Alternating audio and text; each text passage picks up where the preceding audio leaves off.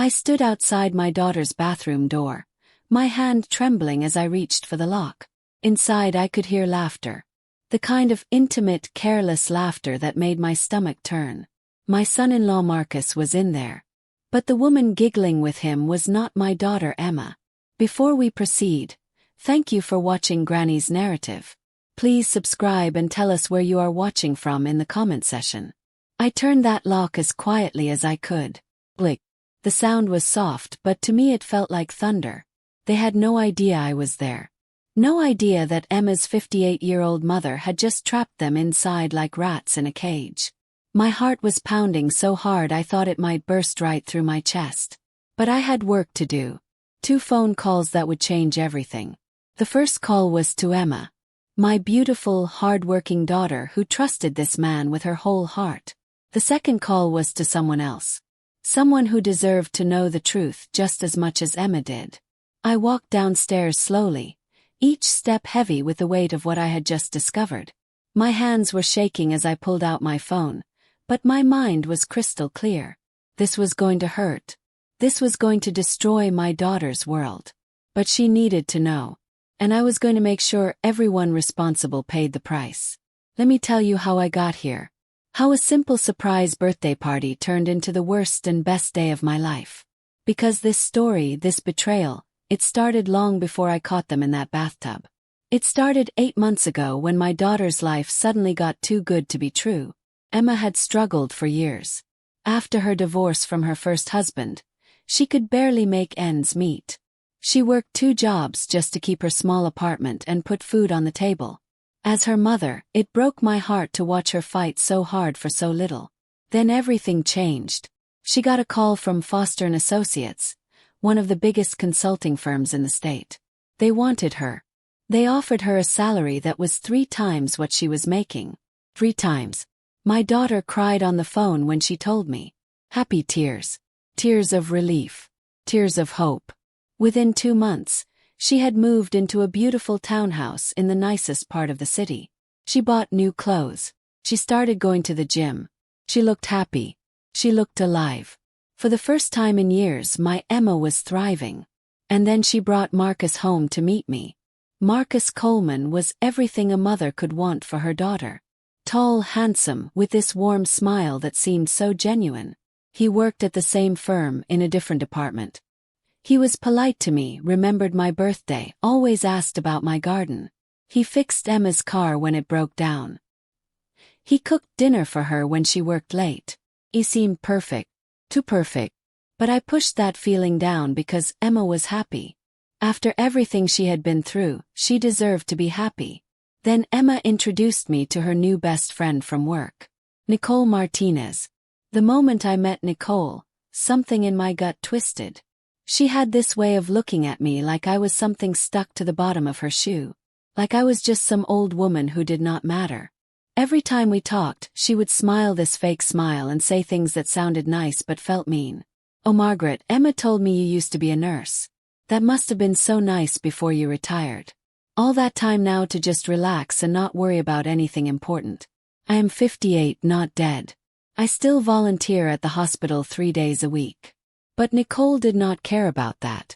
To her, I was just Emma's annoying mother. Someone to tolerate but not respect. I tried to tell Emma how I felt about Nicole.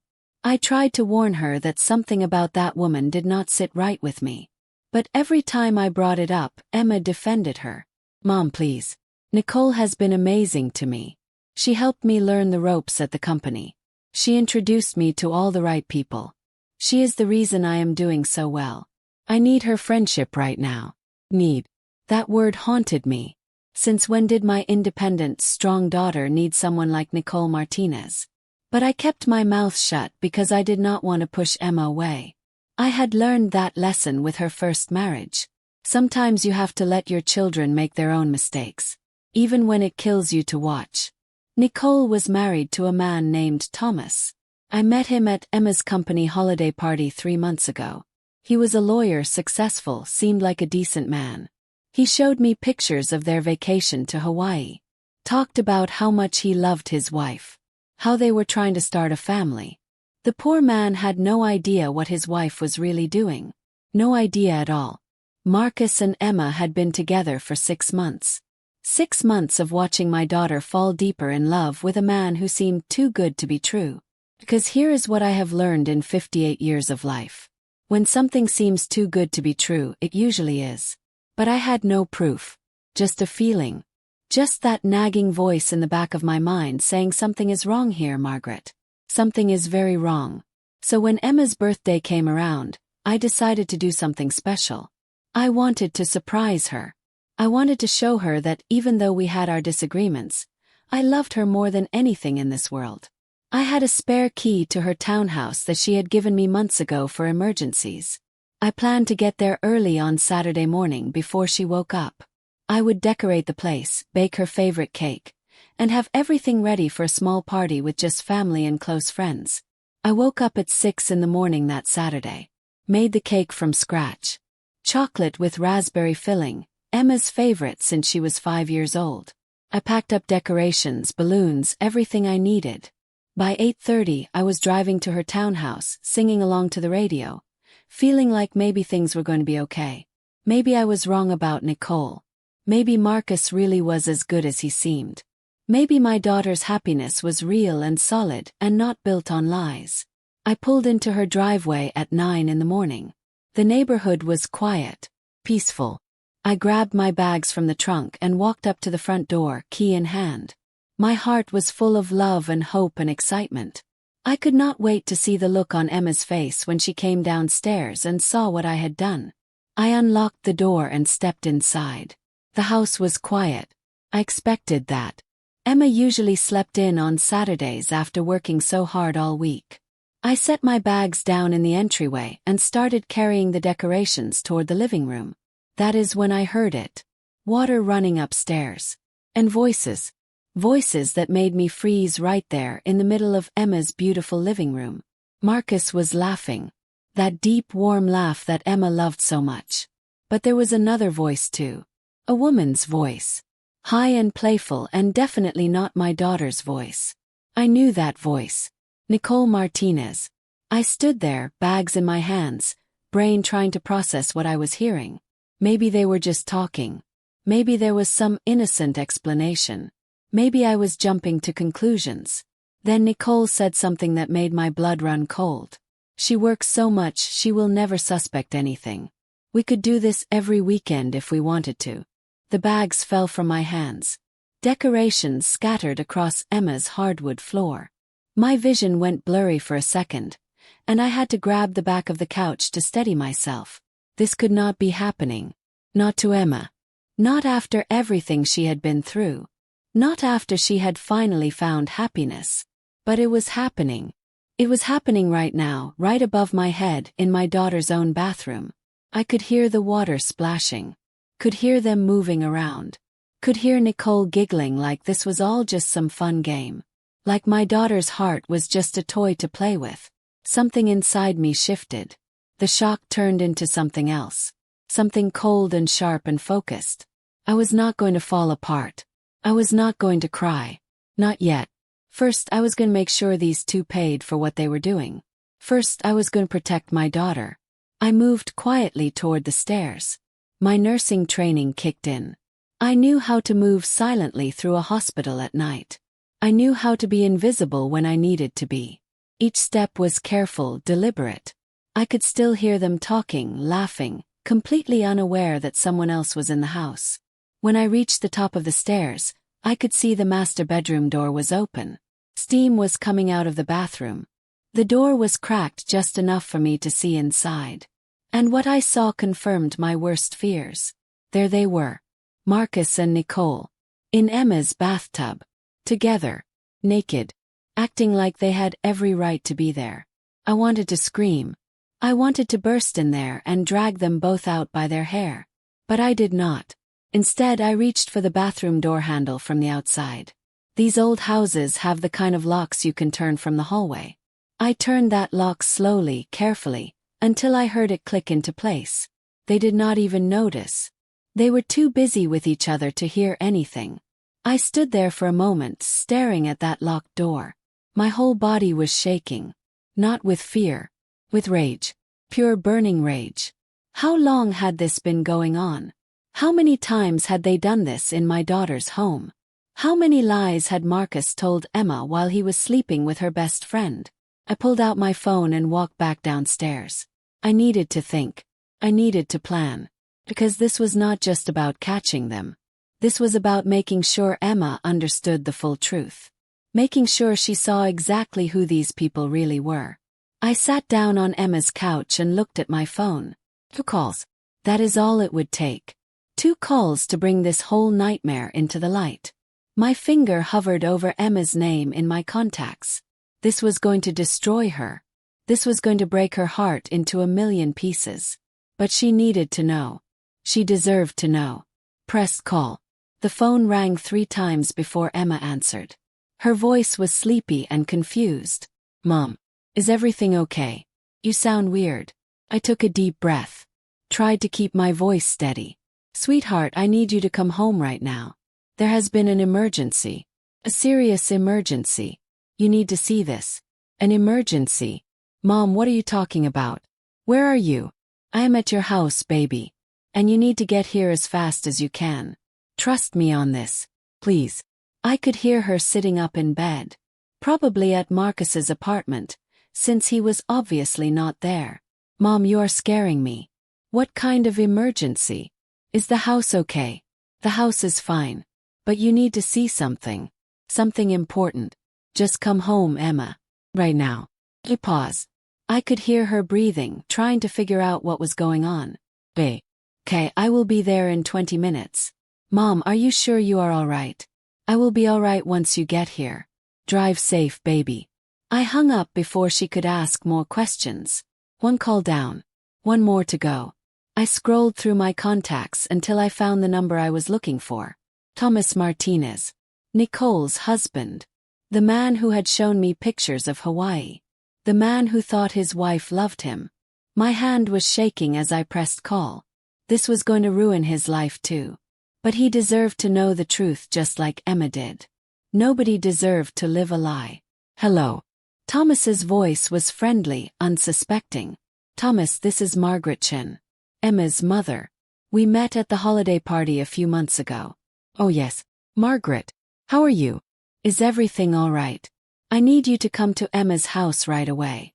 There is something you need to see. Something about Nicole. His voice changed immediately. Became guarded. About Nicole. What do you mean? Is she okay? She is here.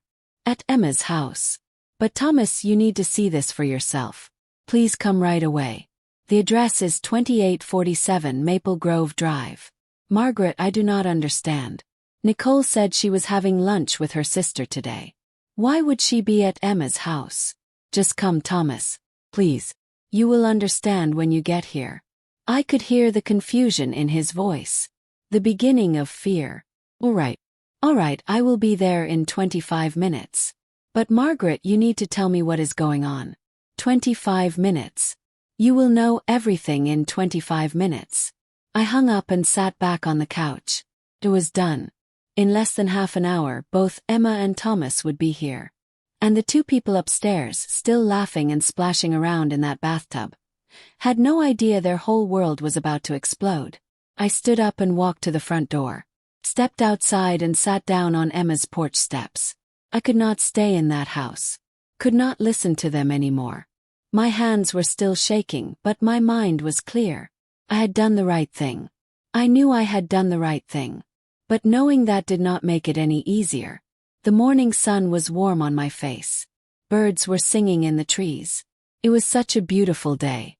The kind of day when you think nothing bad can happen. But I knew better. I had lived long enough to know that terrible things can happen on beautiful days. That betrayal does not wait for storms. It happens in the sunshine just as easily as in the rain. I thought about Emma as a little girl. The way she used to run to me when she was scared. The way she trusted me to fix everything that went wrong. But I could not fix this. I could only show her the truth and hope she was strong enough to survive it. Check my phone. 15 minutes until Emma arrived. 20 minutes until Thomas got here. 15 minutes until my daughter's world fell apart. I heard a car engine and looked up. Emma's silver Honda was turning onto the street. She was early. My heart started pounding again. I stood up from the porch steps and waited. She pulled into the driveway and jumped out of the car. She was wearing sweatpants and an old t-shirt. Her hair was pulled back in a messy ponytail. She looked scared. "Mom, what is going on? What emergency? Why are you sitting outside?" I looked at my daughter, my beautiful, trusting daughter, and I felt my heart break for her. "Emma, baby, I need you to stay calm. I need you to be strong. Mom, you are scaring me. What happened?" "Marcus is here. In your house. In your bathroom." Her face relaxed a little. She actually looked relieved. "Marcus is here." "Mom, is that what this is about?" "He has a key. He probably just came over to shower before work or something. That is not an emergency." I reached out and took her hand. Held it tight. "He is not alone, Emma." The relief drained from her face. She stared at me, trying to understand what I was saying. "What do you mean he is not alone?" "Nicole is with him. In your bathroom. In your bathtub." I watched the words hit her. Watched her face go pale. Watched her mouth open and close like she was trying to speak but could not find any words. She pulled her hand away from mine and stumbled backward. "Mo. No, you are wrong. You must be wrong. I wish I was wrong, baby. I wish I was." Another car was pulling onto the street. Black sedan. Thomas Martinez. He parked behind Emma's car and got out. He looked confused when he saw us standing on the porch. "Margaret, what is going on? Where is Nicole?" Emma turned to look at him, then back at me. I could see her brain working, putting the pieces together, understanding what was happening. "Mo, please tell me this is not real. Please tell me you are making a mistake." Thomas walked up to us. He looked between Emma and me, trying to figure out what was happening. "Someone needs to tell me what is going on right now." I looked at both of them. Two people who were about to have their hearts ripped out. Two people who had done nothing wrong except trust the wrong people. They are upstairs. Marcus and Nicole. Together. I locked them in the bathroom before I called you both. Emma made a sound like she had been punched. Thomas just stood there, frozen. Neither of them could move. Neither of them could process what I had just told them. I walked to the front door and opened it. "Come inside. Both of you. You need to see this for yourselves." Emma moved first. She walked past me into the house like she was in a trance. Thomas followed. I came in last and closed the door behind us. We all stood in the entryway listening. The water was still running upstairs. I could still hear voices. Still hear Nicole's laughter echoing down the stairs. Emma started walking toward the stairs. Her hands were clenched into fists. Thomas was right behind her. I followed them both, my heart aching for what they were about to witness. We climbed those stairs in silence. The only sound was our footsteps and the water running and those voices getting louder. When we reached the top, Emma walked straight to the bathroom door. She grabbed the handle and tried to open it. She rattled the handle harder. "Marcus. Marcus, are you in there?" The voices inside went silent. The water stopped running. I could hear movement. Panic. "Emma. Emma, is that you? What are you doing home?" Emma's voice was shaking. "Open this door. Open it right now." "Emma, I can explain. Just give me a minute to get dressed and I will open the door and we can talk about this." Thomas stepped forward. His face was white as paper. "Nicole. Nicole, are you in there with him?" More silence. Then Nicole's voice, small and scared. "Thomas. Oh my God. Thomas, this is not what it looks like." Emma started pounding on the door, screaming. "Open this door right now or I swear I will break it down. Open it." I reached into my pocket and pulled out the key. Emma and Thomas both turned to look at me. I held it up. "I locked it from the outside, so they could not run away before you both got here." Emma grabbed the key from my hand and shoved it into the lock. She turned it hard and threw the door open. And there they were. Marcus wrapped in a towel. Nicole clutching a bathrobe to her chest. Water pooling on the floor around their feet. Guilt written all over their faces. For a moment nobody said anything. We all just stood there, staring at the wreckage of betrayal laid out in front of us. Then Emma spoke. Her voice was so quiet, so cold, it sent chills down my spine. Get out of my house. Both of you. Right now. Marcus reached for her. Emma, please. Me explain. This was a mistake. Did not mean anything. She slapped his hand away. Do not touch me. Do not ever touch me again. Get out. Nicole was crying now, mascara running down her face. She tried to move toward Thomas. Thomas, please. Love you. This was just a stupid mistake. Did not mean anything. Please, you have to believe me. Thomas looked at her like he had never seen her before. Like she was a stranger. How long? Nicole's face crumbled. Thomas, please. Can we talk about this at home? How long have you been sleeping with him? Nicole looked at the floor. Whispered something too quiet to hear. What was that? Thomas asked. His voice was getting louder. Could not hear you. How long? 3 months. 3 months, okay? Has been 3 months. Emma made a sound like a wounded animal. She grabbed the edge of the sink to steady herself. 3 months. 3 months of you both lying to me. Coming into my home. Using my trust. Destroying my life. Marcus tried again. Emma, I am so sorry. I never meant to hurt you. Just happened. We never planned this.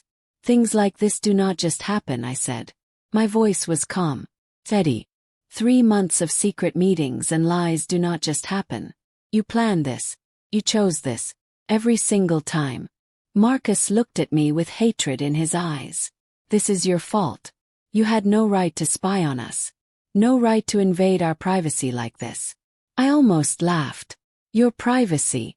You were having an affair in my daughter's bathtub. In her home. You gave up any right to privacy the moment you decided to betray her. Thomas was still staring at Nicole. His hands were shaking. Every late night at work. Every weekend you said you were shopping with your sister. Every time you said you loved me. All of it was lies. Nicole reached for him again. Well, not all of it. I do love you. Have always loved you. This thing with Marcus, it was just physical. Did not mean anything. Emma laughed. But it was not a real laugh. It was broken and bitter. Did not mean anything. Do you both hear yourselves? You sound like children caught stealing cookies. Except you did not steal cookies. You stole months of our lives. You stole our trust. You stole our futures. I watched my daughter standing there in her bathroom doorway, facing the 2 people who had destroyed her world. And I saw something change in her face. The shock was fading. The pain was still there, but something else was rising up beneath it. Anger. Strength. Determination. You know what the worst part is? Emma said. Her voice was getting stronger. The worst part is that I brought you into my life, Nicole. I trusted you. I defended you when my mother said something was wrong about you. I chose you over her. And the whole time you were planning this. Using me. Nicole tried to speak, but Emma held up her hand. Well, you do not get to talk anymore. You do not get to make excuses or try to explain. You are done. You are done with me. Done with my life. Done with everything. He turned to Marcus. And you. You were supposed to love me. You talked about marriage. About building a life together. Was any of it real? Or was I just convenient? Just someone to use while you figured out what you really wanted? Marcus's face was red. He was angry now, defensive. You are never home, Emma. You work all the time. What was I supposed to do? Sit around and wait for you to have time for me? That is when I stepped forward. I had stayed quiet long enough. Do not you dare blame her for your betrayal. My daughter worked hard to build a good life. A life she invited you to share. And instead of supporting her, you destroyed her. Both of you. Marcus glared at me. Stay out of this, Margaret. This is between me and Emma. Well, I said firmly. This stopped being just between you and Emma the moment you brought Nicole into it. This stopped being private the moment you decided to use my daughter's home for your affair. Thomas spoke for the first time since Nicole had admitted the truth. I want a divorce. Everyone turned to look at him. His voice was calm, but his eyes were dead. Me. Nicole, I want you out of our house by the end of today. I will have my lawyer contact you next week.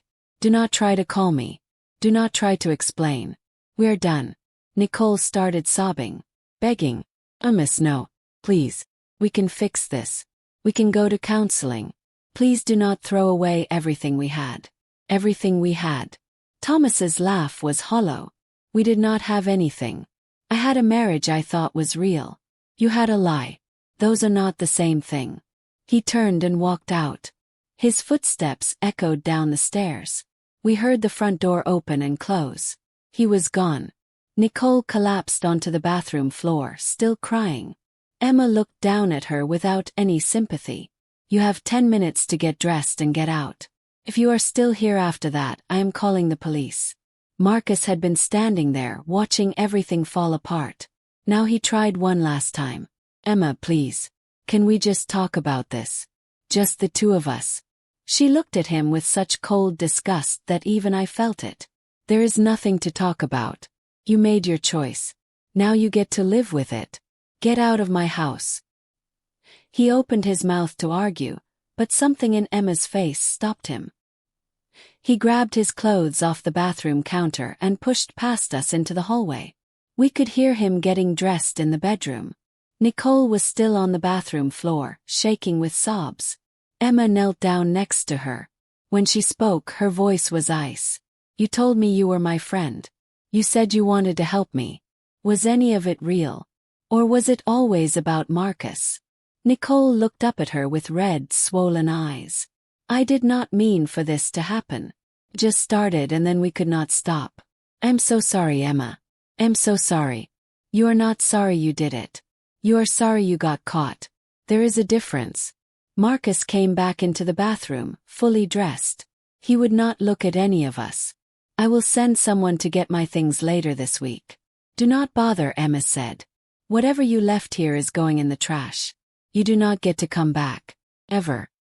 He finally looked at her then. For just a second, I saw real regret in his eyes. But it was too late. Much too late. Emma, I really am sorry. I know you will never believe me, but I am. He walked out. We heard him go down the stairs. Heard the front door close. He was gone too. Nicole struggled to her feet. Her hands were shaking as she tied the bathrobe tighter around herself. Can I at least get dressed before I go? Emma pointed to the bedroom. 5 minutes. Then I want you gone. Nicole stumbled out of the bathroom. Emma and I stood there, listening to her get dressed in the other room. Emma was staring at the bathtub. At the water still sitting there. At the evidence of what they had done. Mom, she whispered. Mom, how did you know? I put my arm around her shoulders. I did not know for sure. But I never trusted Nicole. Something about her felt wrong. And Marcus seemed too perfect. Too good to be true. You tried to tell me. I did not listen. You were happy. I did not want to ruin that without proof. Nicole came back fully dressed. Her hair was wet. Her makeup was smeared. She looked like she had aged 10 years in the last 30 minutes. She tried to say something to Emma, but Emma just pointed at the door. Nicole walked past us and left. We heard the front door close one more time. Then it was just Emma and me, standing in that bathroom, surrounded by the wreckage of her life. She turned to me and finally she broke. She collapsed into my arms and sobbed like her heart was shattering into a million pieces.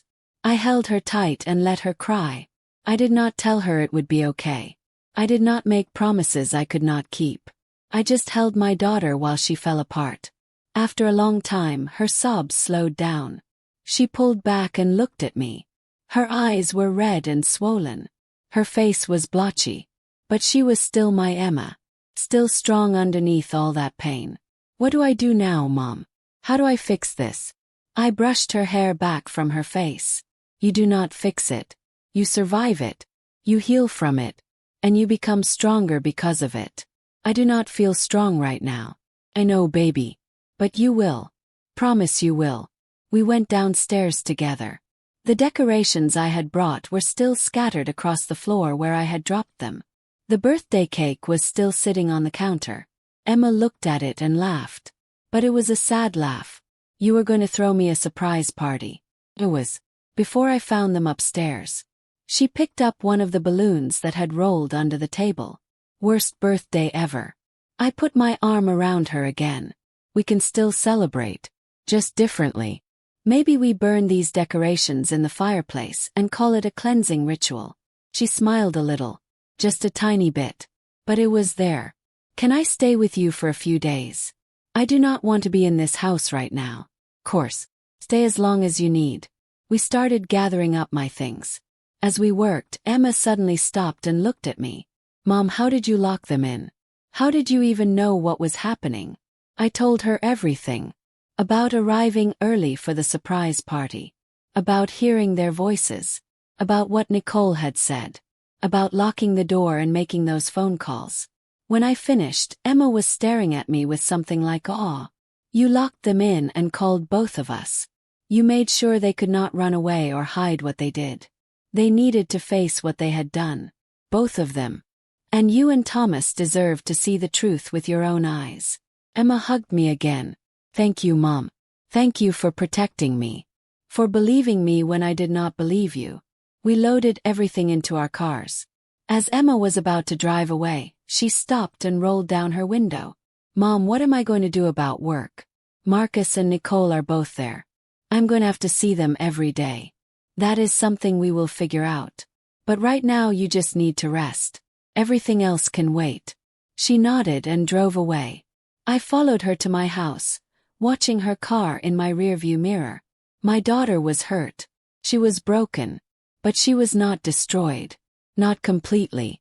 She would survive this. I would make sure of it.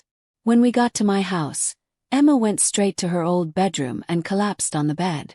I made her some tea and brought it up to her. She was staring at the ceiling, not really seeing anything. I gave him everything, Mom. I trusted him completely. How could I be so stupid? You were not stupid. You were in love. There is a difference. Thought he was the one. I really thought we would get married and have kids and build a life together. I know, baby. You know. And Nicole. God, Nicole. I defended her to you so many times. I told you that you were wrong about her. That you were being judgmental. And the whole time she was sleeping with my boyfriend in my house. People like Nicole are good at hiding who they really are. That is how they survive. Emma rolled over to face me. Were there signs? Things I should have noticed. I thought about all the times I had watched Marcus and Nicole together at Emma's work events. The way they looked at each other when they thought nobody was watching. The way Nicole always found excuses to talk to Marcus. The way Marcus's attention would shift when Nicole entered a room. Maybe. But even if there were signs, you were not looking for them. You trusted them. That is not your fault. Feels like my fault. Emma, listen to me. What they did is not your fault. Not even a little bit. They made choices. Bad choices. Cruel choices. But those were their choices, not yours. She closed her eyes. A single tear rolled down her cheek. I'm going to be alone again. Just like after the divorce. Starting over from nothing. You are not alone. You have me. You have your brother. You have real friends who actually care about you. And Emma, you are not starting from nothing. You have your job. A house. Your strength. They tried to take everything from you, but they did not succeed. She opened her eyes and looked at me. What if I cannot do this? What if I am not strong enough? Then you lean on me until you are. That is what mothers are for. She smiled through her tears and closed her eyes again. Within minutes she was asleep. The emotional exhaustion had finally caught up with her. I sat there on the edge of her bed, watching her sleep like I used to when she was little. My heart ached for her pain. But I also felt something else. Pride. Because even in her darkest moment, even when her world had fallen apart, Emma was still fighting. Still surviving. I went downstairs and made some calls. First to Emma's brother James, who lived 3 hours away. He needed to know what had happened. James, it is Mom. Something has happened with Emma. Is she okay? What happened? She's okay physically. But Marcus and Nicole were having an affair. Emma just found out today. Are you kidding me? Marcus. I thought he was a good guy. We all did. But he was not. Neither was Nicole. Where is Emma now? Here with me. She is sleeping. She's going to need all of us right now, James. I will drive down tomorrow. Tell her I love her and I am here for whatever she needs.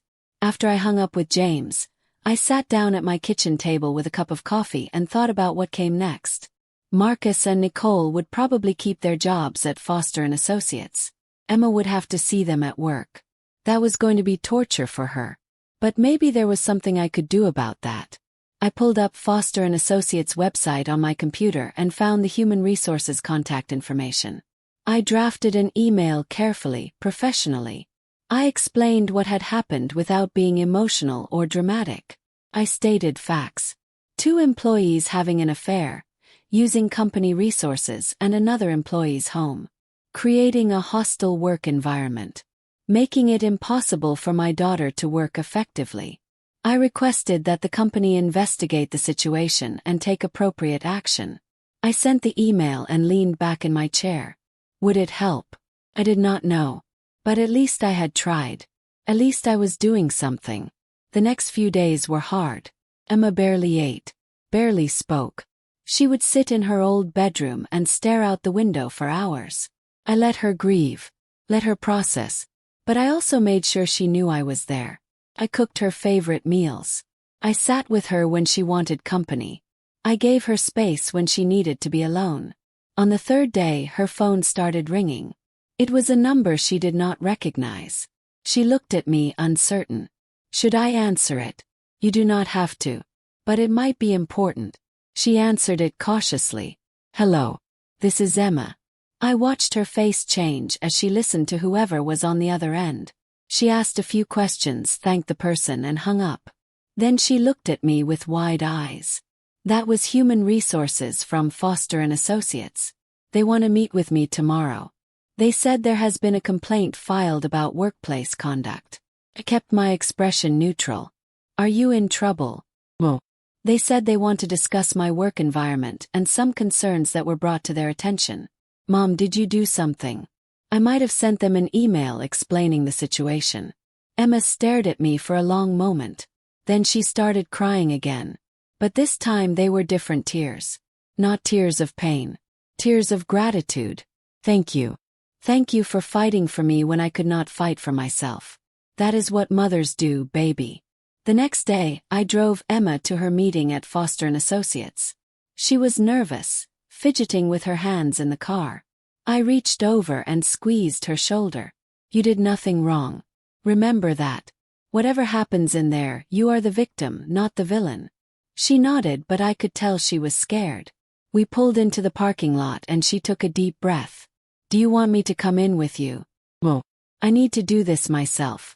But thank you for offering. I watched her walk into the building, her back straight, her head held high. My daughter was stronger than she knew. I sat in the car and waited. 30 minutes passed. Then an hour. I was starting to get worried when my phone rang. It was Emma. Mom, can you come inside? They want to talk to you too. I grabbed my purse and headed into the building. The receptionist directed me to a conference room on the 3rd floor. When I walked in, Emma was sitting at a large table with 3 other people. A woman in her 50s who introduced herself as Linda Chen, the head of Human Resources. A man in his 40s named Robert Price, the company attorney. And a younger woman named Sarah Kim, who was apparently from the ethics committee. Mrs. Chen, thank you for coming, Linda said. Please have a seat. I sat down next to Emma and took her hand under the table. Mrs. Chen, Linda continued, we have been investigating the complaint you filed regarding workplace conduct.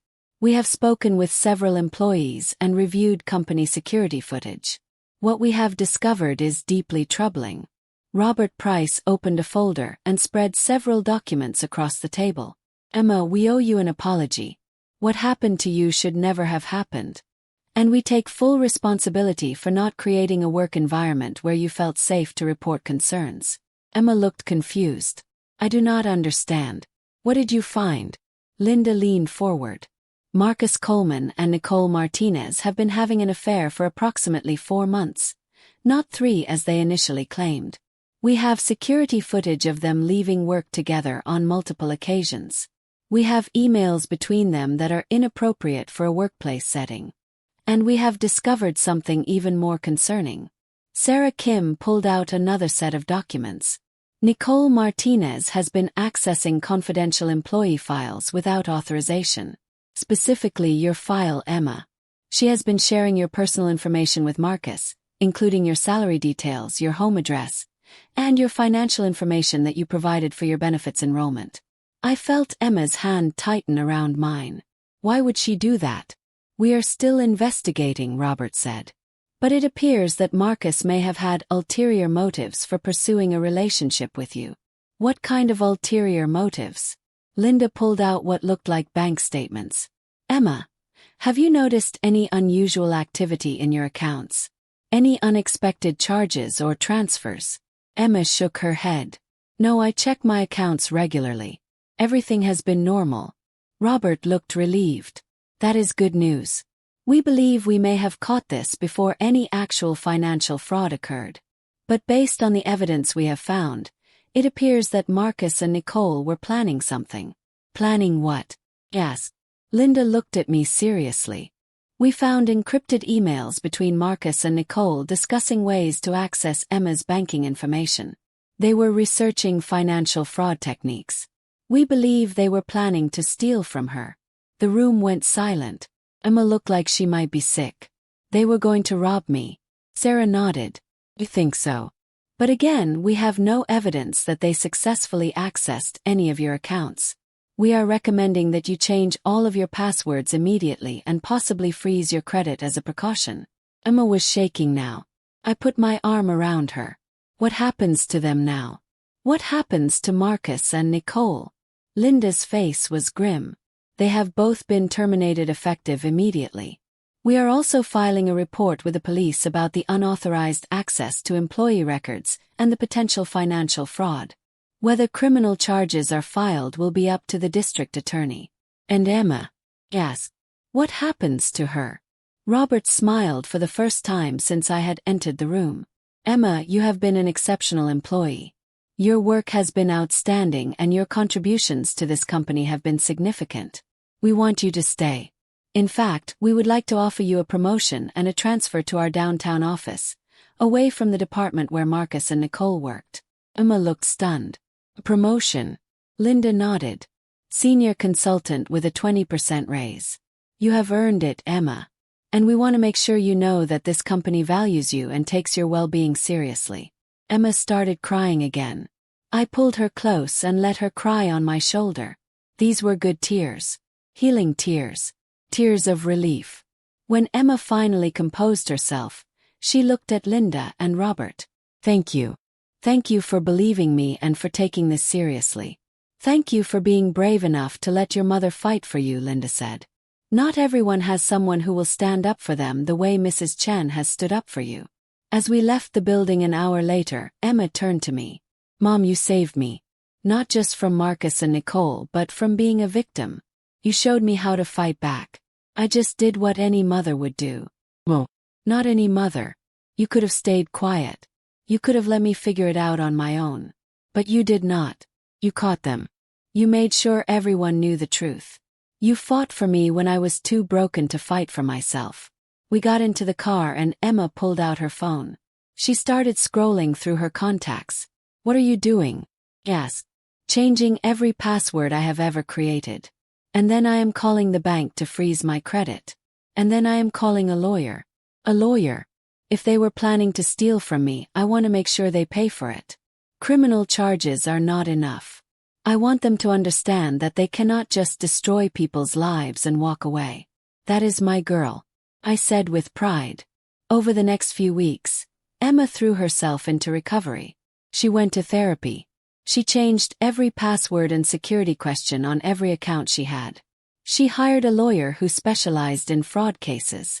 She moved back into her townhouse and slowly started reclaiming her life. But the best part came 6 weeks after that terrible Saturday morning. Emma called me one evening, and her voice was excited. Mom, you will never believe what happened today. What happened? Marcus and Nicole were arrested. Both of them. The district attorney filed criminal charges for identity theft, attempted fraud, and unauthorized access to private information. I sat down in my chair, feeling a wave of satisfaction wash over me. That is wonderful news, baby. Gets better. The police searched Marcus's apartment and found folders full of information about other women. It looks like Emma and I were not the only ones he targeted. There were at least 5 other women over the past 2 years. 5 others. 5 that they know about so far. The police think there might be more. Mom, he is a serial con artist. He finds successful women, dates them, gains their trust, and then tries to steal from them. And Nicole. She was his partner. She would identify targets at work, provide access to their personal information, and help Marcus get close to them. They have been working together for over 3 years. I thought about all those women who had been targeted. All those lives that had been disrupted or destroyed. Are the other women okay? Some of them lost money. One woman lost over $50,000 before she realized what was happening. But now that Marcus and Nicole have been arrested, those women can finally get justice too. What about Thomas? Have you heard from him? Emma paused. Actually, yes. He called me last week. He wanted to apologize for not seeing what Nicole was really like. He feels terrible that he did not protect me. That is not his fault. Nicole fooled everyone. That is what I told him. He is filing for divorce. He said he wants nothing to do with Nicole ever again. Good for him. Emma sighed. You know what the weird part is? I thought losing Marcus would destroy me. I thought I would never recover from this. But I feel stronger now than I did before. Like I survived something terrible and came out better on the other side. That is because you did survive. And you are better. You are wiser, stronger, and more careful about who you trust. I have you to thank for that, Mom. If you had not caught them, if you had not fought for me, I might have lost everything. My savings, my home, my job. Everything. I did not do it alone. You were strong enough to face the truth. That takes courage. We talked for a while longer before Emma had to go. After I hung up, I sat in my living room thinking about everything that had happened. 2 months ago, my daughter's life had fallen apart. But now she was rebuilding. Stronger than before. Better than before. 3 months later, I attended Marcus and Nicole's trial. Emma asked me to come with her for support. The courtroom was full of other victims, other women who had been targeted by Marcus's schemes. One by one, they testified about how Marcus had entered their lives, gained their trust, and then stolen from them.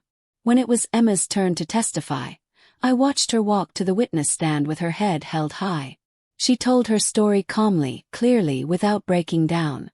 She explained how Marcus had charmed her, how Nicole had befriended her, how they had both betrayed her trust in the worst possible way. When the prosecutor asked her how she had discovered the affair, Emma pointed to me. My mother came to my house to surprise me for my birthday. She caught them together and had the courage to lock them in the bathroom until my arrival. If it were not for her quick thinking and bravery, I might never have known the truth until it was too late. Until they had already stolen everything from me. The prosecutor turned to look at me. Then he smiled. Sounds like you have a pretty amazing mother. Emma smiled too. The first genuine smile I had seen from her in months. Really do. Marcus and Nicole were both found guilty on multiple counts of fraud, identity theft, and conspiracy. Marcus was sentenced to 7 years in federal prison. Nicole got 5 years. When the judge read the sentences, I felt Emma squeeze my hand. Justice had been served. As we left the courthouse, reporters were waiting outside. They wanted to talk to the victims, to hear their stories. Emma agreed to speak to one reporter, a young woman from the local news station. How do you feel about the verdict? The reporter asked. Emma thought for a moment before answering. Feel relieved. I feel vindicated. But mostly I feel grateful that I had someone in my life who was willing to fight for me when I could not fight for myself. Are you talking about your mother? My mother saved me. She saw what I could not see. She protected me when I did not know I needed protection. She is my hero. I felt tears stinging my eyes as I listened to Emma speak. The reporter turned to me. Mrs. Chen, do you have anything to say? I looked directly into the camera. If you are watching this and you think someone you love might be in trouble, trust your instincts. Do not ignore that voice in your head telling you something is wrong. Speak up. Ask questions. Protect the people you love, even when they do not want to be protected. Because sometimes the people we love cannot see the danger right in front of them. The reporter thanked us and we walked to the parking lot. Emma linked her arm through mine. Mom, I have been thinking about something. What is that? I want to start a support group. For people who have been victims of romantic fraud. I want to help other people the way you helped me. I think that is a wonderful idea. Will you help me? Will you co-lead the group with me? I looked at my daughter. My strong, brave, beautiful daughter who had survived betrayal and come out stronger on the other side. I would be honored. 6 months later, Emma and I were running a support group that met every Tuesday evening at the community center. We had 15 regular members, all people who had been victims of romantic scams or fraud. Some had lost money. Some had lost their trust in people. All of them had lost something precious. Emma would share her story first, to help others feel comfortable sharing theirs. Then I would talk about warning signs, about trusting your instincts, about protecting yourself and your loved ones. We brought in lawyers and financial advisors to give practical advice. We brought in therapists to help people heal emotionally. But the most powerful part of the meetings was when people shared their own stories. When they realized they were not alone. When they understood that being a victim did not mean being weak. It meant being human. It meant trusting when trust was not deserved. One evening, a woman named Patricia stood up to share her story. She was in her early 40s, well-dressed, professional. She looked like she had everything together. But when she spoke, her voice shook. I thought I was too smart to fall for something like this. I am a lawyer. I deal with criminals every day. But I met a man who seemed perfect. He said all the right things. Did all the right things. I introduced him to my family. I let him into my life. And then one day, I discovered he had been stealing from me for months. He had access to my accounts. He knew all my passwords. He took over $100,000 before I realized what was happening. Patricia started crying. The worst part was not losing the money. The worst part was feeling stupid. Feeling like I should have known better. Like I should have seen the signs. Emma stood up and walked over to Patricia. She put her hand on Patricia's shoulder. You are not stupid. You are not weak. You are a victim of a crime. And that is not your fault. But I am a lawyer. I should have protected myself better. I stood up too. Patricia, con artists are professionals. They know how to manipulate people. They know how to find weaknesses and exploit them. Being smart does not protect you from being targeted. Being careful does not guarantee safety. All we can do is learn from what happened and help others avoid the same traps. Patricia looked at me with tears streaming down her face. How do you move past it? How do you trust people again? Emma answered before I could. One day at a time. One small decision at a time. You start by trusting yourself again. By believing that you deserve good things and good people in your life. And then you carefully, slowly let new people in. But this time you trust your instincts. If something feels wrong, you pay attention to that feeling. Patricia nodded and sat back down. The group continued sharing, supporting, healing together.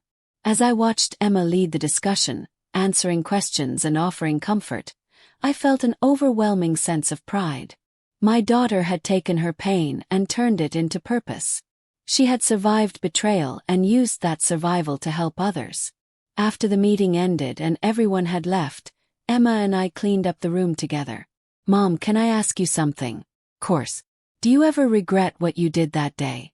Catching Marcus and Nicole. Sometimes I wonder if it would have been easier to just let me figure it out on my own. I stopped what I was doing and looked at her. Emma, I will never regret protecting you. Not for a single second. Maybe you would have figured it out eventually. Maybe you would have caught them yourself. But by then they might have already stolen from you. They might have already destroyed your finances and disappeared. I could not take that risk. I could not stand by and watch you be hurt when I had the power to stop it. Even though it broke my heart. Your heart was going to break either way, baby. At least this way you had the truth. You had justice. You had the chance to rebuild on solid ground instead of lies. Emma hugged me tight. You are right. You are always right. I laughed. Not always. But this time, yes. This time I was right. 1 year after that terrible Saturday morning, Emma invited me to dinner at her townhouse. When I arrived, I noticed something different. The house felt lighter somehow. The heaviness that had hung over it after the betrayal was gone. Emma had redecorated. New furniture. New paint colors. New everything. She had made the house her own again. Over dinner, Emma told me about her new life. She loved her job at the downtown office. She had made new friends, real friends who genuinely cared about her. She had been dating someone new, a man named David who worked in a completely different field and had no connection to her past. She was taking things slow, being careful, but she was happy. Mom, I need to tell you something, Emma said as we finished eating. What is it? David proposed last night. I nearly dropped my fork. He proposed. Already. I know it seems fast. But Mom, he is different. He is patient and kind, and he understands what I went through. He has never once made me feel bad about being careful or taking things slow. He respects my boundaries. He encourages me to trust my instincts. He is everything Marcus pretended to be, but real. What did you say? I said I needed time to think about it. I wanted to talk to you first. I reached across the table and took her hand. Emma, I cannot tell you what to do. This is your life, your choice. But I will tell you this. Trust yourself. You know what red flags look like now. You know what real love looks like versus manipulation. If this man feels right, if your instincts are telling you he is trustworthy, then trust that. My instincts are telling me he is one of the good ones. Then that is your answer. Emma smiled. Will you meet him? Will you give me your opinion? Course I will. When? How about now? He is waiting in the living room. I wanted you to talk to him. I laughed at my daughter's sneakiness. You had this all planned out, did you not? I learned from the best. We went into the living room where a man in his mid-30s stood up to greet us. David was tall with kind eyes and an honest smile. He shook my hand firmly but gently. Mrs. Chen, it is an honor to meet you. Emma talks about you all the time. All good things, I hope. Only the best things. She told me about everything you did for her. How you protected her and fought for her. That takes real courage and real love. I studied him carefully, looking for signs of deception, looking for red flags. But I saw none. He seemed genuine. Nervous but genuine. David, Emma tells me you proposed. Yes, ma'am. I know it might seem fast to some people. But when you know, you know. And I know that Emma is the person I want to spend my life with. What do you know about what she went through? About Marcus and Nicole? I know everything. Emma was honest with me from the beginning about what happened. About the betrayal and the fraud and the trial. I know she has been hurt badly. I know she has trust issues. And I understand why. I am willing to be patient. I am willing to earn her trust every single day for the rest of my life if that is what it takes. I looked at Emma. She was watching David with such love in her eyes. Real love. The kind that builds slowly and steadily instead of burning hot and fast. David, I said. I'm going to tell you the same thing I told Marcus when I first met him. If you hurt my daughter, you will answer to me. But unlike Marcus, I actually believe you when you say you love her. He smiled. I do love her, Mrs. Chen. More than I have ever loved anyone. And I promise you, I will spend the rest of my life proving that I am worthy of her. Then you have my blessing. Emma jumped up and hugged me. Then she turned to David. Have my answer. Yes, I will marry you. David pulled out a ring box and slipped a beautiful diamond ring onto Emma's finger. They kissed, and I felt tears rolling down my cheeks. Happy tears this time. Healing tears. Tears of joy for my daughter who had survived hell and found her way back to happiness. The wedding was 6 months later. Small and intimate, just family and close friends. Emma asked me to walk her down the aisle since her father had passed away. As we walked together toward David, who was waiting at the altar with tears in his eyes, Emma whispered to me, "Thank you for saving me, Mom. Thank you for seeing what I could not see. Thank you for loving me enough to hurt me with the truth instead of protecting me with lies." I squeezed her arm. That is what mothers do, baby. We protect. We fight. We love. Even when it is hard. Especially when it is hard. We reached the altar and I placed Emma's hand in David's. He looked at her like she was the most precious thing in the world. And I knew she was going to be okay. Better than okay. She was going to be happy. As I sat down to watch my daughter get married, I thought about that terrible Saturday morning 2 years ago. The morning that had started with birthday decorations and ended with betrayal and heartbreak. If someone had told me then that it would lead to this, to Emma finding real love and real happiness, I would not have believed them. But life is strange that way. Sometimes the worst moments lead to the best outcomes. Sometimes you have to fall apart completely before you can rebuild yourself stronger than before. Sometimes betrayal teaches you who your real friends are and who really loves you.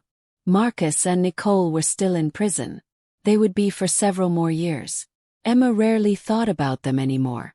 She had moved on. She had healed. She had found happiness with a man who deserved her. And me. I had learned something too. I had learned that being a mother never stops. Even when your children are grown. Even when they think they do not need you anymore. You are always their protector. Always their defender. Always their biggest supporter and their fiercest warrior. 3 years after catching Marcus and Nicole in that bathtub, I received a call from Emma. Her voice was excited. Mom, I have news. Good news, I hope. Best news. I am pregnant. I started crying immediately. Happy tears. Proud tears. Grandmother tears. Emma. Baby, that is wonderful. David and I just found out yesterday. We wanted you to be the first to know. I'm so happy for you. So incredibly happy. There is something else, Mom. What is it? If it is a girl, we want to name her Margaret. After you. Could not speak. Could not find words. I just sat there crying and holding the phone. Mom. Are you still there? I'm here. I'm just happy. So very happy. You saved my life, Mom. You gave me a second chance at happiness. Naming our daughter after you is the least we can do. After we hung up, I sat in my garden and thought about everything that had happened. The betrayal. Pain. The healing. Justice. The new beginning. And now a new generation. A little girl who would carry my name and hopefully my strength. I thought about what I would tell that little girl someday. What lessons I would pass down to her. I would tell her to trust her instincts. To never ignore that voice in her head warning her about danger. I would tell her to protect the people she loves. Even when it is hard. Even when they do not want to be protected. I would tell her that being strong does not mean never falling down. It means getting back up every single time. It means surviving the worst moments and using them to become better, stronger, wiser. I would tell her that love is real. But so is betrayal. And learning to tell the difference between the two is one of the most important skills she will ever develop. Most importantly, I would tell her that family is everything. That the people who love you will fight for you. Protect you. Stand by you even when the whole world falls apart. 6 months later, I held my granddaughter Margaret for the first time. She was tiny and perfect with Emma's eyes and David's nose. As I looked down at her sleeping peacefully in my arms, I made her a silent promise. I will protect you the way I protected your mother. I will teach you to be strong and brave and wise. I will show you what real love looks like and what fake love looks like. I will make sure you grow up knowing your worth and never settling for less than you deserve. Emma was watching me from her hospital bed with a soft smile. You are thinking about Marcus and Nicole, are not you? How did you know? 'Cause I know you, Mom. You are thinking about how to protect Margaret from people like them. Is that silly? Not at all. That is what makes you such a good mother. And what will make you an amazing grandmother. I looked down at baby Margaret again. The world can be cruel, Emma. People can be terrible. But it can also be beautiful. People can also be wonderful. I just want to make sure she knows how to tell the difference. She will. 'Cause she has you. She has me. She has David. She has a whole family of people who will teach her and guide her and protect her. Just like I protected you. Just like you protected me. I stayed at the hospital until visiting hours were over. As I drove home that night, I thought about the journey Emma and I had been on together. From that terrible morning in the bathroom to this beautiful moment in the hospital. From betrayal to justice to healing to new beginnings. Had not been easy. There had been tears and pain and moments when I thought Emma might not recover. But she had. She had survived. She had thrived. And now she was starting her own family with a man who loved her and respected her and would protect her the way I had protected her. As I pulled into my driveway, my phone buzzed with a text message. It was from Emma. Thank you for being the best mom in the world. Thank you for fighting for me. Thank you for never giving up on me. I love you more than words can say. I smiled and typed back. I love you too, baby. Always and forever. No matter what. 5 years later, I was at Emma's house for little Margaret's 5th birthday party. The backyard was full of children running and playing and laughing. Emma and David were happy. Their marriage strong and full of love. They had added a son to their family, a little boy named James after Emma's brother. As I watched my grandchildren play, I thought about how far we had come. How much had changed. Marcus and Nicole had been released from prison 6 months ago. I had heard through the grapevine that Marcus had moved to another state. Nicole had gotten a job at a small company doing administrative work. Neither of them had attempted to contact Emma. They knew better. Emma came over and sat down next to me. What are you thinking about, Mom? Just how lucky I am. How lucky we all are. We are lucky. But it is not just luck, Mom. It is because of you. Because you saw the danger and you did something about it. You saved me from making the biggest mistake of my life. I saved you from Marcus and Nicole. But you saved yourself from staying a victim. You are the one who turned your pain into purpose. You are the one who started the support group and helped all those other people. You are the one who found the courage to love again. We did it together. We did it together. Little Margaret ran over to us, her face covered in birthday cake frosting. Grandma, will you play with me? I stood up and took her hand. Course I will, sweetheart. What do you want to play? Let us play superheroes. You can be the hero who saves everyone. Emma laughed. That is pretty accurate, actually. As I chased my granddaughter around the backyard, pretending to fight imaginary villains, I felt a deep sense of peace. This was what life was supposed to be. This joy, this love, this family. Everything I had fought for. Everything I had protected. That terrible Saturday morning 5 years ago had started with a plan to surprise my daughter for her birthday. It had ended with heartbreak and betrayal and pain. But it had also ended with truth and justice and a chance for Emma to rebuild her life on solid ground instead of lies. If I had to do it all over again, I would not change a thing. I would still catch them in that bathtub. I would still lock that door. I would still make those phone calls. I would still fight for my daughter with everything I had. 'Cause that is what mothers do. We protect our children. We fight for them. We see the dangers they cannot see. We stand between them and the people who would hurt them. We love them fiercely and unconditionally and without limits. And when our children survive their darkest moments and come out stronger on the other side, we stand beside them and celebrate their strength. We watch them build new lives and new families. We hold their children and promise to protect the next generation with the same fierce love. As the sun set on Margaret's birthday party, Emma came over and hugged me. Mom, I need you to know something. What is that, sweetheart?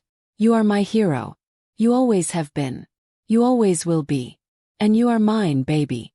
You survived something terrible and came out beautiful on the other side. That takes real courage. Real strength. I learned from the best. We stood there together, watching our family celebrate, watching the children play, watching David organize a game of musical chairs. This was everything. This was what mattered. Not the betrayal. Not the pain. Not the past. Just this moment. This love. This family. That terrible Saturday morning had changed everything. But looking back now, I could see that it had changed everything for the better. It had shown Emma who her true friends were. It had taught her to trust her instincts. It had made her stronger and wiser. It had led her to David and to her children and to this beautiful life she had built. Sometimes the worst moments lead to the best outcomes. Sometimes you have to fall apart before you can rebuild yourself stronger. Sometimes betrayal is just the universe making room for something better. And sometimes all it takes is one person who loves you enough to fight for you. One person who sees the danger you cannot see. One person who is willing to lock a bathroom door and make 2 phone calls that change everything. I was that person for Emma. And I would be that person for my grandchildren.